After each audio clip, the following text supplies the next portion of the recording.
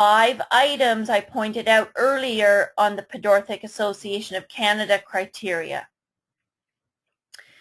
A custom insert is not an approved modification. Again, maybe when you send that in, they'll say, oh, yeah, that's not an approved modification. What we mean by modification is the shoe's been totally taken apart and reassembled.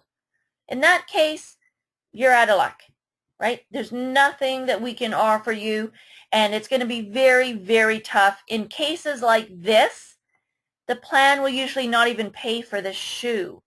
They'll only pay for the modification, which means your patient would have to go buy a shoe, pay out of their own pocket, and then take that shoe to a podorthist to tear it apart and change it, right?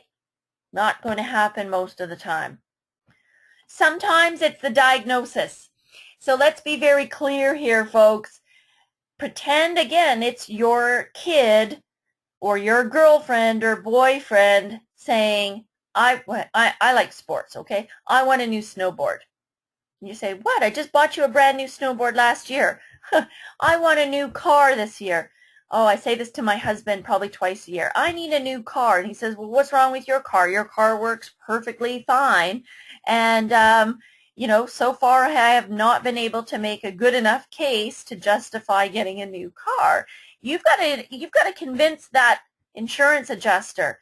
Do you think that pes planus is really enough to justify a $500 or $600 claim? If that was you.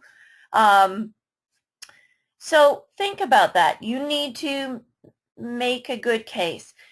If the problem is above the foot, okay, so if the problem is for a knee